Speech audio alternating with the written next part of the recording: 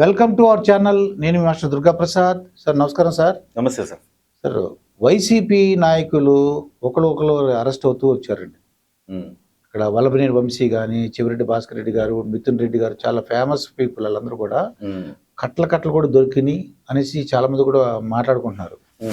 అయితే వీళ్ళు అనేది ఏంటంటే వైసీపీ వాళ్ళ యొక్క ప్రతిపక్షం స్ట్రాంగ్గా ఉంది, అది తట్టుకోలేక అక్రమమైన కేసులు పెడుతున్నారటండి కూటమి ప్రభుత్వం. ఇది ఎలా చూద్దాం, నిజమేనా సార్ ఇది? అంటే ఈ అంశంలో కొంచెం ప్రభుత్వం చాలా స్లోగా ఉంది అనేది చాలా మందిలో ఉన్న అభిప్రాయం సార్. 15 నెలలు అవుతోంది, అనేక మంది అక్రమార్కులు ఉన్నారు, వాళ్ళని ఎందుకు మీరు ఇంకా అరెస్ట్ చేయట్లేదు? అక్రమ కేసులు అంటున్నారు. ప్రభుత్వంలో ఎట్లా వ్యవహారం ఉందంటే సార్, రోజా గారు మొన్న ఏడ్చారు, పాపం చాలా బాధపడ్డారు. ప్రెస్ మీట్కి వచ్చి పక్క రోజు ఒక మళ్ళీ సభలో ఆమె ఏమన్నారు సార్, గాల్లో గెలిచిన గాలి నా కొడుకులు అన్నారు. ఆవిడ ఏడ్చారు. అయ్యో అనే లోపే గాల్లో గెలిచిన గాలి నా కొడుకులు అని ఆమె అంటే ఒక స్త్రీ నుంచి ఆశించే మాటలేనవి, ఆవిడ అనదగ్గ మాటలేనవి. సో ఈ వైసీపీ వ్యవహారం అంతా కూడా అట్లే ఉంది సార్. వాళ్ళే అక్రమాలు చేస్తారు, కేసులు పెడితే అక్రమ కేసులు అంటారు. అక్రమాలు చేసిన వాళ్ళ మీద పెట్టేవి అక్రమ కేసులు ఎట్లయితాయి? సక్రమ కేసులే కదా. ఇవాళ ఉదాహరణకు తీసుకుందాం, మద్యం కుంభకోణానికి సంబంధించి ఇవాళ మద్యం తాగిన ప్రతి ఒక్కడికి తెలుసు వాడు అక్రమంగా వాళ్ళు డబ్బులు సంపాదించారని. వెళితే డబ్బులే తీసుకుంటారు, ఆన్లైన్ పేమెంట్ లేవు, అంటే ఎక్కడో గ్యాంబ్లింగ్ జరుగుతుంది కదా. కొత్తవి ఎప్పుడు చూడని బ్రాండ్లు, అంటే గ్యాంబ్లింగ్ జరుగుతుంది. తాగిన ప్రతి ఒక్కడికి ఏదో ఒక రకమైన ఆరోగ్య సమస్య, అంటే ఈ మందు బాగలేదు. హైదరాబాదు కొంచెం అవకాశం ఉన్న ప్రతి ఒక్కడు హైదరాబాద్ నుంచి దొంగతనంగో ఎలాగోలా తెచ్చుకొని హైదరాబాద్ నుంచి తీసుకొచ్చి, చెన్నై నుంచి తీసుకొచ్చి, బెంగళూరు నుంచి తీసుకొచ్చి లిక్కర్ తాగేవాళ్ళు. చాలామంది ఫ్రెండ్స్ ఉండేవాళ్ళు సార్ నాకు. వాళ్ళు ఎప్పుడైనా విజయవాడ వచ్చినప్పుడు ఏదైనా సరే వాళ్ళతో తీసుకెళ్ళి వాళ్ళకి డిన్నర్ అట్లా చేయిద్దామంటే, దయచేసి మీ విజయవాడలో మాత్రం మాకు ఎట్లాంటి లిక్కరు పార్టీలు ఇవ్వద్దు, మాకు మేము బయట నుంచి తెచ్చుకున్నాం మేమని చెప్పి వాళ్ళు. ఇట్లాంటి దౌర్భాగ్యమైన పరిస్థితి. సో ఏ రకంగా చూసుకున్నా మద్యం అనేది సార్, ఆఫ్టర్ ఆల్ చిన్న పెద్ద అమౌంట్ కాదు, 100 కోట్లకే మీకు కవిత గారు జైలు శిక్ష అంటే జైల్లో ఉండొచ్చారు. 100 కోట్ల వ్యవహారానికి జైల్లో ఉండొచ్చారు.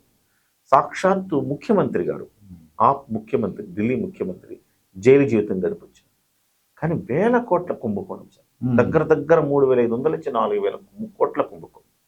ఇన్ని 1000 కోట్ల కుంభకోణం జరిగిన తర్వాత కూడా ఇప్పటి వరకు ఉపేక్షిస్తున్నారంటే ఈ ప్రభుత్వం చేతగానితనం కాదా అని జనం అనుకుంటున్నారు. First thing. రెండో కేసు అంటే క్లియర్గా సార్, వాళ్ళు ఎట్లా డన్లో దాచారు. సినిమా ఫక్కీలో ఒక IIT ఖరగ్పూర్లో చదువుకున్న వాళ్ళని నియమించుకున్నారు. కుబేర సినిమాలో ఎట్లయితే నాగార్జున, సిబిఐ ఆఫీసర్ నాగార్జున నియమించుకుంటారు డబ్బులు అక్రమంగా ట్రాన్స్ఫర్ చేయడానికి, ఇక్కడ 2 IITలను నియమించుకున్నారు. వాళ్ళ వ్యూహంతో డబ్బులు ఇక్కడ ఒక 7 డెన్లు ఏర్పాటు చేశారు. ఇక్కడ ఒక్కొక్క డెన్ నుంచి ఆ తలుపులు తీస్తే ఫుల్ నోట్ల కట్టలంట. సినిమాల్లోనే చూస్తాం ఆ సన్నివేశాలు. ఆశ్చర్యపోయారట ఈ సిట్ దర్యాప్తు బృందం. ఈ సినిమా ఫక్కీలో ఉంది ఈ వ్యవహారం అంతా అనేసి. 1000 కోట్ల రూపాయలు వీటింటికి దుబాయ్లో డెన్ అంట, మెయిన్ డెన్. సో ఇవన్నీ కూడా తేట తెల్లం. ఇందులో అక్రమ కేసు అంటే జనం నమ్మడానికి ఎవ్వరు సిద్ధంగా లేరు.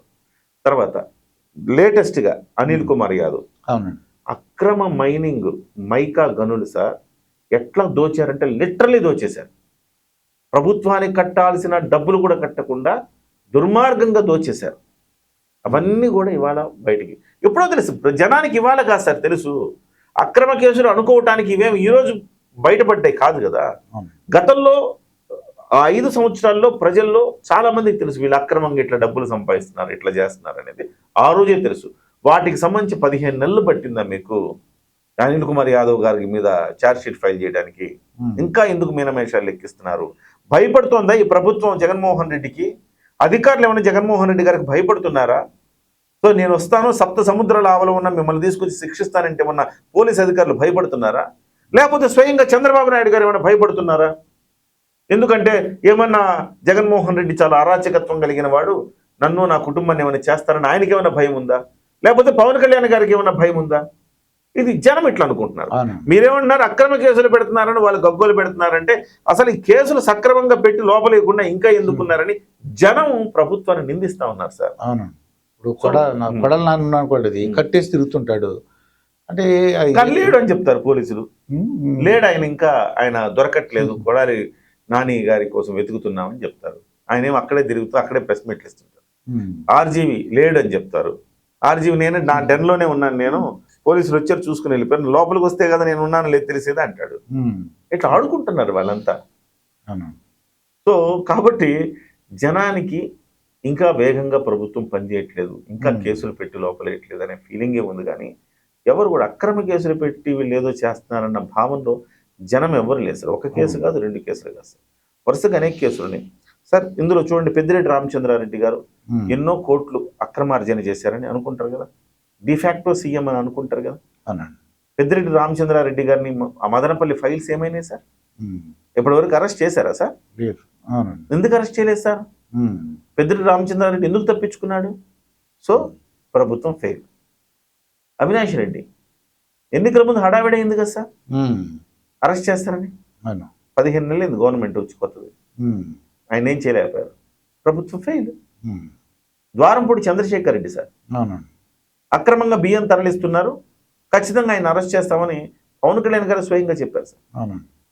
అక్రమంగా బియ్యం కూడా పట్టుబడింది కాకినాడ పోర్టులో, ఇవాళకి ఆయన అరెస్ట్ చేయాలి, ప్రభుత్వం ఫెయిల్. అంటే నేను అనుకున్నానంటే బాగా డీప్గా ఇప్పుడు ఏదన్నా సరిగ్గా కేసు పెట్టలేదు అనుకోండి, ఏమంటే బెయిల్ వచ్చేస్తుంది ఈజీగా, పకడ్బందీగా ఏర్పాటు చేస్తున్నారేమో అనిపిస్తుంది నాకు. అదే మనకు మనం అలానే పెట్టినట్టు మన సినిమాలు వెళ్ళినట్టు ఒక హీరో వెళ్ళిపోయి అరెస్ట్ చేస్తారు అనుకోండి, బెయిల్ ఇచ్చేస్తారు. కోర్టు ఏముందంటే అది సరిగ్గా లేదు అని చెప్పేసి బెయిల్ ఇవ్వడానికి అవకాశం ఉంది. మీరు చెప్పింది వాస్తవం అని నేను అనుకుంటున్నాను. మీరు చెప్పింది వాస్తవం, ప్రభుత్వం ఇంకొంచెం పకడ్బందీగా చేయాలని భావించి ఉండొచ్చు. కానీ జనంలో వస్తున్న ఫీలింగ్ చెప్తున్నాను నేను చెప్పడం కాదు. వాళ్ళందరూ అయితే సినిమాలో ఒక సినిమా ఉంది, రాజశేఖర్ సినిమా ఒకటి ఉంది కదండి, దాంట్లో ఆ సినిమా లాగా కొట్టుకుంటూ తీసుకెళ్లాలని అనుకుంటుంటారు. జనంలో వస్తున్న ఫీలింగ్ చెప్తున్నారు. మరి పేరుని నానిని ఆయన కూడా గోదాముల్లో అక్రమంగా బియ్యం బయటపడింది కదా సార్. అవునండి. మరి ఎక్కడ ఆయన అరెస్ట్ అవ్వకపోవడానికి కారణం ఇప్పుడు కూడా తొడగొడుతున్నాడు అంటే ఆ చంద్రబాబు నాయుడు గారి చిన్న ఆడపిల్ల అంటే వాళ్ళ భార్య పేరు ఉందటండి గొడవను, అందుకు బాధపడ్డాడు ఆయన. లేదంటే ఈయన పేరు ఈ ప్రభుత్వానికి ఏమో ఆడవాళ్ళు అయ్యో పాపం వాళ్ళని మనం ఇబ్బంది పెట్టకూడదు ఇన్ని అనుకుండొచ్చు ప్రభుత్వం. జగన్మోహన్ రెడ్డి గారేమో అసెంబ్లీలో స్వయంగా నారా భువనేశ్వరి గారిని క్యారెక్టర్ అసాసినేషన్ చేసేలాగా మాట్లాడతారు. పవన్ కళ్యాణ్ గారిని స్వయంగా ముఖ్యమంత్రి గారే క్యారెక్టర్ అసాసినేషన్ చేస్తారు. పోసాని కృష్ణమురళి అనేవాడిని పెట్టి నానా బూతులు మాట్లాడిస్తారు. ఆ గవర్నమెంట్లో ఉన్నప్పుడు ఇంత బూత్ రాజ్యం వెళ్ళింది. అఫ్ కోర్స్ అలా ఉండాలని నేను కోరుకోను. ఒక జర్నలిస్ట్గా, ఒక పౌరుడిగా ఏదైనా సక్రమంగా ఉండాలా, ఏదైనా పర్ఫెక్ట్గా చేయాలి. కాస్త ఆలస్యమైన నిజాయితీగా ప్రభుత్వం వ్యవహరిస్తుందనే భావించాలి. నేను అంటుంది ఇంతకుముందంతా ప్రభుత్వం ఫెయిల్ ఎందుకన్నానంటే జనంలో ఉన్న భావన చెప్పాను నేను. కాకపోతే ఇప్పుడు ప్రభుత్వం మీరు అన్నట్టుగా వాళ్ళలాగా మనము చేస్తే వాళ్ళకి మనకు తేడా ఏంటి, మనం కాస్త ఆచితూచి అన్ని చూసుకున్న తర్వాతే చేయాలి. కక్షపూరిత విధానాలకు దూరంగా ఉండాలని ఈ ప్రభుత్వం నిర్ణయించింది, అందుకే ఈ ఆలస్యం.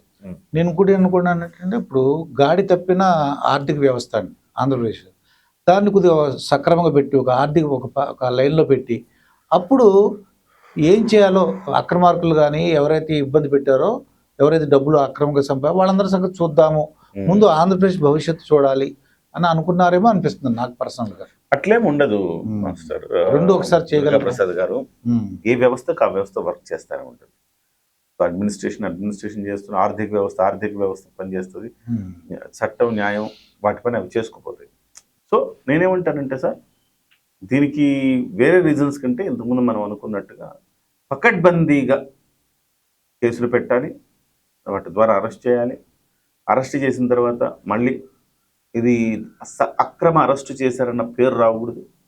కాబట్టి మనము కక్షపూరిత విధానాలకు దూరంగా ఉంటూ ఎవరైతే అక్రమాలకు పాల్పడ్డారో వాళ్ళని నిదానంగా శిక్షించాలని ప్రభుత్వం అనుకుంటున్నట్టుగా భావిస్తున్నారు. అది కూడా ఒక రకంగా వాళ్ళు చేసినట్టు వీళ్ళు చేస్తే ఏంటి సార్ తేడా?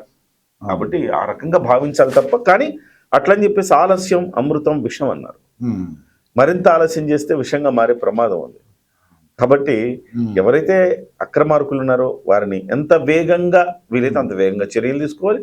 మీరు అంటున్నట్టుగా ఆర్థిక వ్యవస్థ పని ఆర్థిక వ్యవస్థ చేస్తుంది, చట్టం న్యాయం ధర్మం వాటి పని అవి చేస్తూ ఉంటాయి. కాకపోతే మనకి ఒక ఎన్నికలు వచ్చిన మొదటి సంవత్సరంలోనే ఇలా చేశారు అంటే కొంత కక్షపూరితంగా ఉంటుంది. కాబట్టి కొంచెం ఆలోచించి ఆచితూచి ప్రభుత్వం అడుగులు వేస్తుందని మనం భావించాలి.